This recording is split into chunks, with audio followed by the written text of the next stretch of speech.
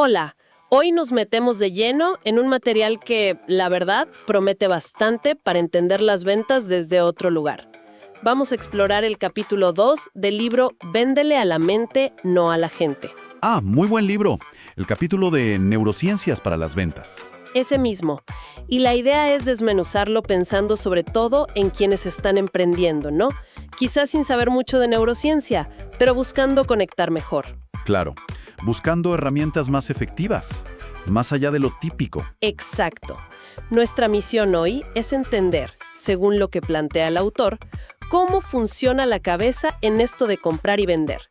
Nos vamos a enfocar en la famosa teoría de los 3 cerebros y también en el papel de los neurotransmisores. Dale, me parece un excelente punto de partida. Buenísimo. Arranquemos entonces. El capítulo empieza fuerte, ¿no? Dice que vender ya no es solo, digamos, una técnica o tener labia. Se mete con que es una ciencia. Eso. Se apoya en estudios, tecnologías, menciona los electroencefalogramas, los EEG. Para validar qué discursos pegan más en el cerebro. Sí, y habla de un casco, el Quasar. ¿Lo ubicás? Sí, algo leí. ¿Que venía del ámbito militar, puede ser? Exacto. Y que permite estudiar las reacciones cerebrales como en situaciones más reales, no tan de laboratorio. Y eso, para un emprendedor, es oro en polvo, ¿no? O sea, la idea de ir más allá del guión, entender el porqué real, qué activa el interés, qué mueve la aguja para que alguien compre. Totalmente. Salir de la intuición pura y meterle un poco más de ciencia, digamos. De comprensión de la conducta humana. Claro. Y una de las bases que usa el libro para explicar eso es la teoría de los 3 cerebros. La de Paul MacLean. Esa misma. La explica fácil, como si el cerebro fueran capas, tipo una cebolla que fue creciendo. Primero, bien adentro, el más antiguo, el cerebro reptil. El complejo R, pura supervivencia. Tal cual. Controla lo básico: respirar, comer, defenderse, reproducirse, proteger a la tribu. Instinto puro. Exacto. El libro dice que no piensan ni siente como los otros, solo reacciona. A la hora. Y muy resistente al cambio, ¿no? Busca lo seguro, lo conocido. Sí, y acá viene lo más jugoso, creo yo. El autor dice que este cerebro reptil es el que de verdad toma las decisiones clave. El que tiene la última palabra, digamos. ¡Eso! Después, envolviéndolo, está el cerebro límbico. El emocional, que compartimos con otros mamíferos. Ajá. Ahí están las emociones, la memoria ligada a lo que sentimos, a los olores, a los sabores. Una memoria enorme, pero muy teñida por la emoción. Sí, y el texto ahí menciona algunas diferencias, entre hombres y mujeres, según sus fuentes. Sí, que las mujeres tenderían a ser más emocionales o a recordar más los conflictos, algo así dice. Algo así. Y finalmente la capa de afuera, la más nueva, el córtex o neocórtex. Nuestro cerebro pensante, el lógico, el analítico. Exacto. Ahí está el lenguaje, las reglas sociales, la planificación. Es el único que habla, que verbaliza. Y el que usamos para justificar por qué compramos algo. Exacto, pero después de haberlo decidido con las otras partes. O sea, según el libro, el reptil dice sí o no. Por instinto, el límbico le pone la emoción y el córtex farma la historia lógica para afuera. Tal cual. De hecho, tira un número fuerte. Dice que el 85% de las decisiones de compra son inconscientes o subconscientes. 85% es muchísimo.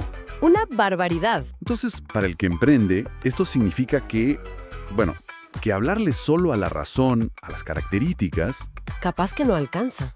Claro, si no conectas con lo más profundo, con ese instinto, el mensaje racional como que rebota. Tiene lógica. Y da ejemplos muy gráficos, ¿viste? Sí, los ejemplos son buenos para bajarlo a tierra. Por ejemplo, analiza por qué las mujeres, según él, compran ropa o accesorios. Lo liga a un tema de atraer protección o de pertenecer al grupo, ¿no? Claro, de encajar en la tribu. Y en los hombres, la compra de autos caros. Lo ve como una señal de dominancia, de recursos, también ligado a la atracción. Sí. Pero el ejemplo que a mí más me impactó fue el del software carísimo para empresas. Ah, sí, ese es muy bueno. Cuenta que investigaron y lo que movía la compra no eran tanto las funciones espectaculares del software. ¿Y qué era entonces? Increíble. Totalmente. Y de ahí sale ese concepto que llama el código reptil. Contame un poco más de eso. Se refiere a identificar cuál es el instinto más básico, más biológico, que tu producto o servicio puede llegar a satisfacer.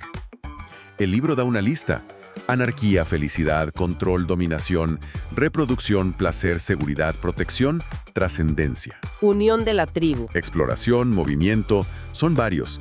La idea es encontrar cuál resuena más con tu oferta. Y da ejemplos de marcas. Sí, ponele, asocia Coca-Cola con felicidad, Clásico. el turismo con exploración, los seguros de pensión con seguridad. Entiendo. Y un shopping, un centro comercial. Podría ser unión de la tribu o también exploración, depende cómo se enfoque. El punto es buscar ese botón instintivo. Está bueno el concepto. El capítulo también habla de cómo decidimos, ¿no? Que evaluamos como 3 escenarios emocionales. Sí, eso es interesante. Que no es una decisión fría y racional versus una emocional, sino que la mente evalúa rápido, ponerle 3 opciones, cada una con su carga emocional. Y la elección se da entre esas opciones cargadas de emoción. Exacto. Y después, el córtex le pone palabras lógicas. El ejemplo de la mochila es claro. Elijo la que me hace sentir canchera y a la moda, o la súper funcional que me hace sentir inteligente. O evito la que está barata porque la usa alguien que no me banco. Claro, son todas evaluaciones emocionales, en el fondo. Y después digo, la compré porque era la más resistente. Pura justificación racional posterior. Y eso nos lleva a lo que llama la trinidad de la toma de decisión. Atención, emoción y recordación. Una secuencia clave según el autor. A ver, ¿cómo funciona esa trinidad? Primero, lo obvio pero esencial, captar la atención. Si no te prestan atención, olvídate. El primer filtro. Segundo, generar una emoción positiva. Asociar algo bueno, algo agradable con tu producto, tu marca o vos como vendedor. El pegamento afectivo, digamos. Eso. Y tercero, y acá está el nudo según el libro, activar la recordación. Recordación. ¿De qué? De las características. No, va más profundo. Se refiere a conectar eso que ofreces con las necesidades básicas de supervivencia, de bienestar, de adaptación de la persona. Es como linkear los instintos del reptil y las emociones del límbico con la historia personal, los miedos, las esperanzas del cliente. A ver, dame un ejemplo. Usa el de pagar un colegio muy caro para los hijos.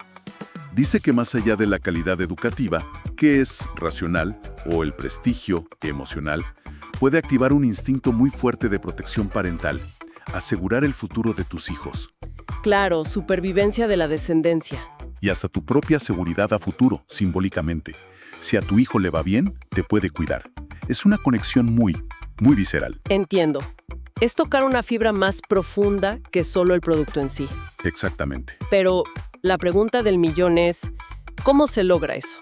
¿Cómo activamos esa atención, esa emoción y esa recordación tan profunda en la práctica?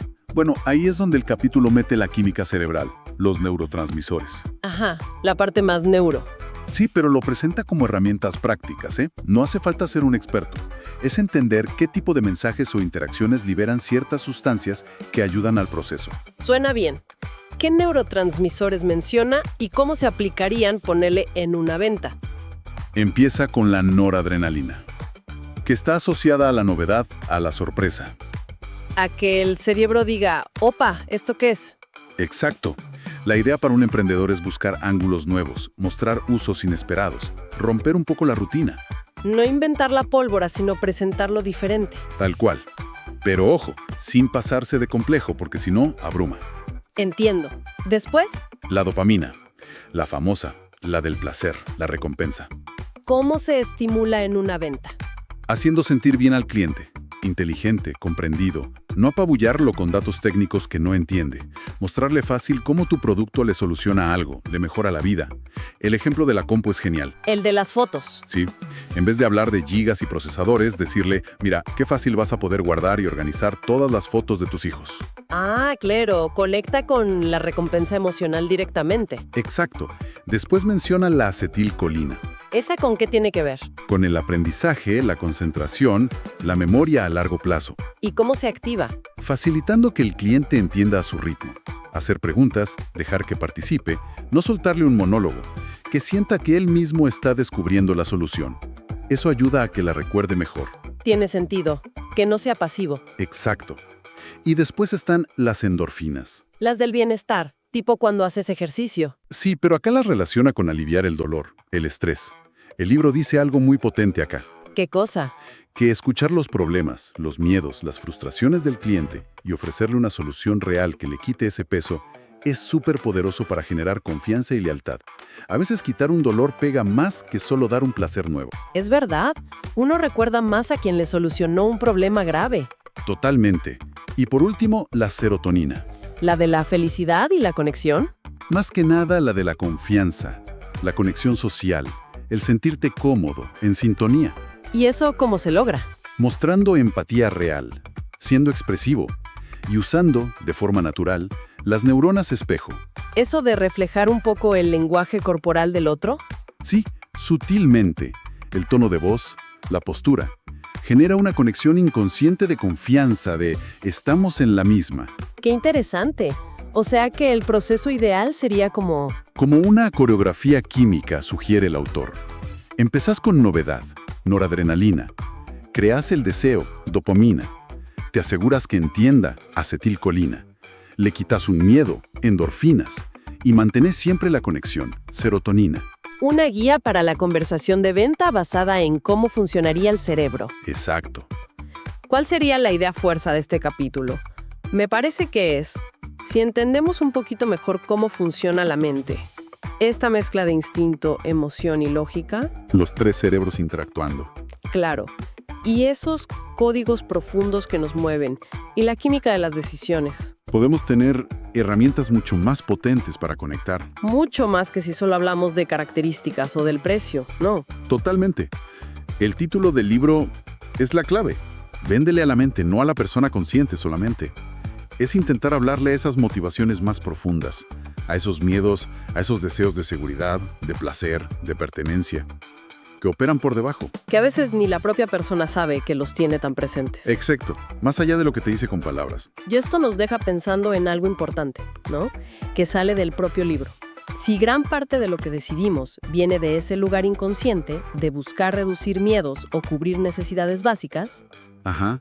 ¿cómo usamos esto como emprendedores? La pregunta que queda picando es, ¿cómo aplicamos esto desde la ética? Claro.